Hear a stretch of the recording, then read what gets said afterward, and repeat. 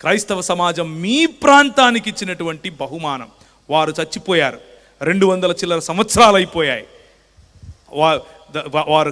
వారు చేసినటువంటి పని మాత్రం ఇంకా అలాగే ఉంది.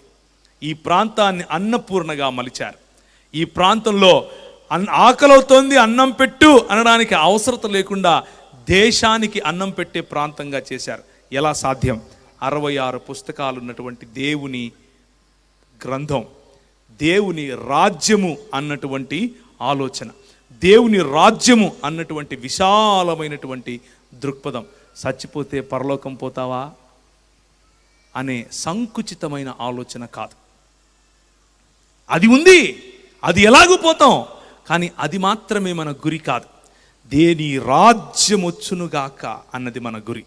నీ రాజ్యము రావాలి అన్నటువంటి ఆలోచన. ఈరోజు మనకు ఫ్యాషన్ అయిపోయింది. ఏంటి ఫ్యాషన్? ఏంట్రా అబ్బాయి 10వ తరగతి పాస్ అయ్యావా? పాస్ అయ్యానండి. సంఖలో బైబిల్ ఎట్టేసుకుని వెళ్ళిపోరా. ఎందుకు చదువు అంతా నీకు? సంఖలో బైబిల్ ఎట్టేసుకుని చదువు సంధి అవసరం లేదు, ఇక వెళ్ళిపో. ఏం చేస్తావు? మతం కట్టేద్దు. కానీ ప్రియమైనటువంటి క్రైస్తవ సంఘమా, మన పిలుపు మత ప్రాతిపదిక కాదు. మన పిలుపు దేవుని రాజ్య ప్రతినిధిగా ఉండటం, దేవుని యొక్క రాజ్యమును కట్టడం.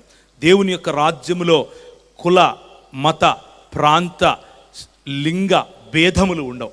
ప్రతి ఒక్కరిని ప్రేమించగలిగినటువంటి మనస్సు, ప్రతి ఒక్కరిని ఆదరించగలిగినటువంటి మనస్సు, ప్రతి ఒక్కరి కోసం ప్రార్థించగలిగినటువంటి